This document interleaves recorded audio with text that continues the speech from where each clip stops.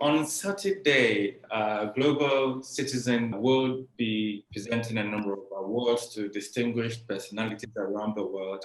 One category of the award is the Cisco Youth Leadership Award, which celebrates individuals who have contributed meaningfully towards the goal of ending extreme poverty in their various communities. One of the shortlisted personalities for this is Christelle Kwizera, who is with Water Access Rwanda.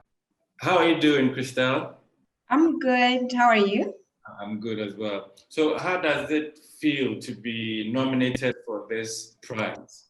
Yes, this prize is quite amazing for us as a company because we're working to increasing access to clean water, which saves time and liberates time and saves people from different diseases they get from using unclean water. So it's a very high honor. It's a pretty huge thing for us as it recognizes our work's direct impact on reducing poverty and improving people's lives. So it feels amazing. Fantastic. Tell us a little bit about Water Access Rwanda, how it started, what challenges you identified and came up with it. Yes, I started the company in 2014, and at the time I wanted to address two major challenges on the African continent. One being the water crisis and the other being youth unemployment. So I thought, can we actually answer the water crisis and in the process create employment for young people? And that's what exactly Water Access Rwanda is about. Our mission is to provide simple, affordable, and durable water solutions while creating decent employment for young people in the water sector. When we started out, we were just drilling boreholes, installing hand pumps, but I soon realized this was not a very sustainable solution. I discovered that on top of the boreholes we were already drilling, there were so many broken boreholes already in the rural areas of Africa. And this was a problem that many people seemed happy to ignore as they dug more boreholes and installed more hand pumps. But we decided that we will do differently and install more sustainable water solutions.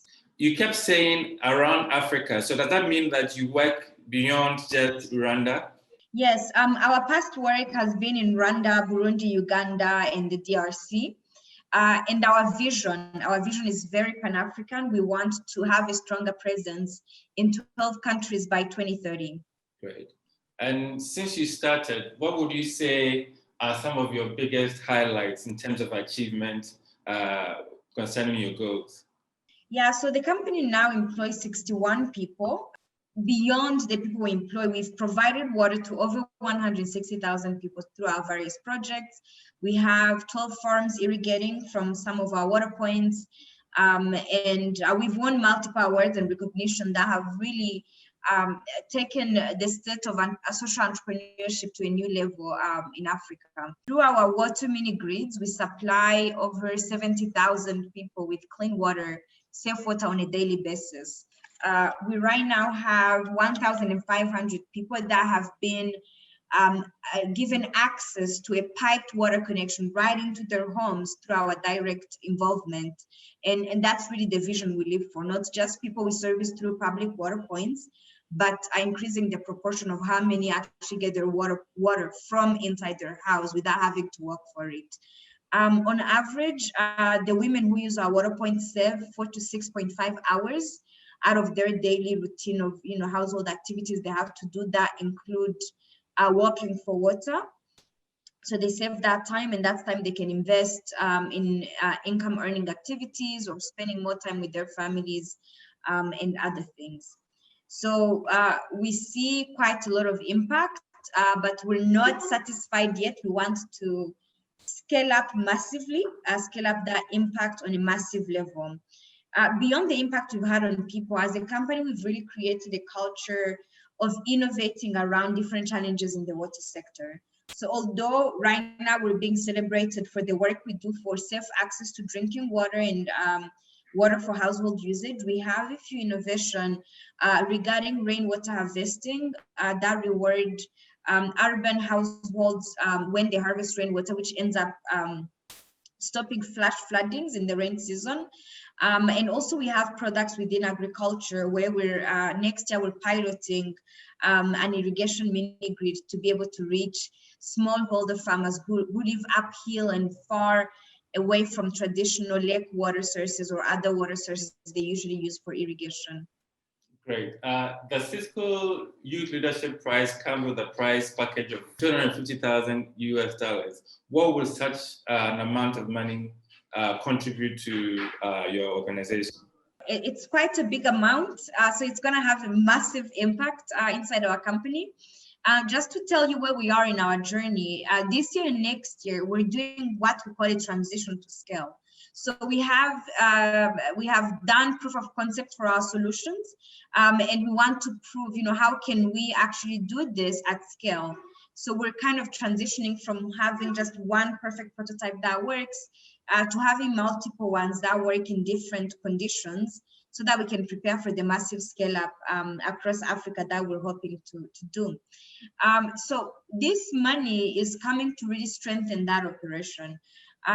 We are going to invest it in our team because people first, the company is only able to deliver what its people can deliver. So we're going to invest in our team, but a majority of that is also going to translate directly into new people receiving access to clean water inside their homes. So we estimate right now that over 15,000 people are going to have access to water as a direct result of this prize within the next year. What are some of the challenges you envisage, say 10 years from now, that you envisage that as a continent we have around water, and what are your plans as you're also scaling up? What are your plans to solve these challenges? So right now in sub-Saharan Africa, over 400 million people don't have access to safe water. On top of the 400 million people, we have many millions that live in cities that do not have reliable access to water inside their homes. So there's that aspect or belief that people should still walk for water, buy bottled water. You can't trust your tap water. Every person who travels in Africa, they tell them don't drink tap water. We want to change that. We want to create a reality where you can open a tap in any African country and trust the water that's coming out of it. And that requires, directly from our work, we ensure that the taps are safe, but it also requires a paradigm shift where we look at solutions that don't just provide access, but provide access in a convenient way. So add convenience to the way development works are being done.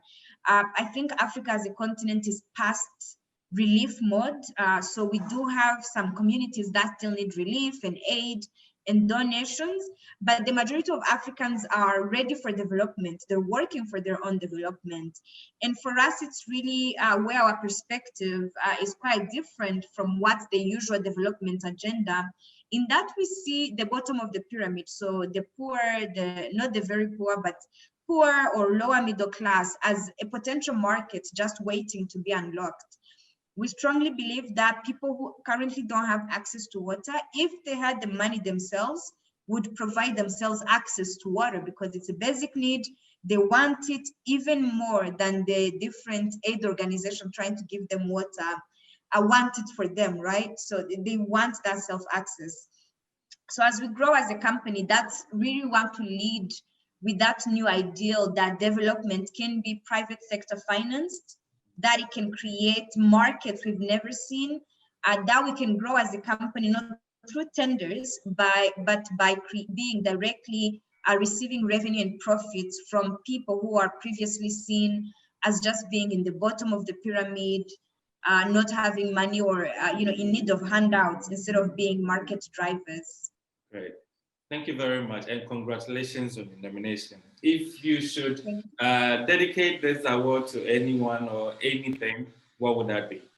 Oh, well, my team and my family, because this journey is, at the end of the day, I'm the person being put on the face of this, but there is a lot of people who stand behind me and work daily to make sure this happens.